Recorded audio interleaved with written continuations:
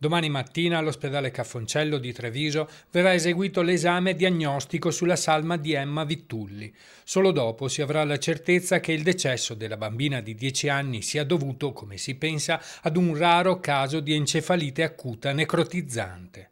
Un evento raro, imprevedibile. Ad oggi si sono riscontrati poco più di 100 casi al mondo, che ha scosso i medici e gli infermieri che in ospedale hanno assistito la piccola Emma.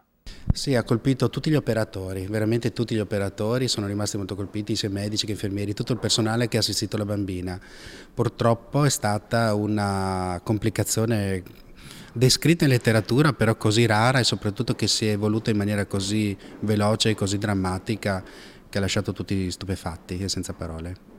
È scongiurato ogni rischio, precisa il dottor Formentini, per gli altri bambini che frequentano le stesse classi. Silea è una comunità affranta, così come la scuola elementare di Lanzago che Emma frequentava. Nel plesso, in collaborazione con l'amministrazione comunale, si attueranno delle misure di supporto psicologico. Adesso troveremo il modo, le modalità, le forme, anche con il consenso sempre delle famiglie, proprio per sostenere con delle attività mirate proprio a livello educativo nelle classi i bambini in questo percorso, insomma, che li porterà nei prossimi mesi.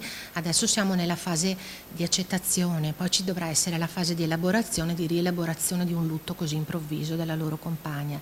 Tra l'altro Emma era una bambina speciale, era una bambina solare, una bambina generosissima, è una bambina intelligente, una bambina d'oro, ecco, quindi diciamo che la sua mancanza è veramente molto molto molto sentita da tutti i bambini, ma da tutta la scuola, da tutta la scuola. La data del funerale è ancora da stabilire, ma la scuola, in accordo con i genitori, vorrebbe far sentire la propria presenza, così da consentire ai bambini di dare un ultimo saluto alla loro compagna.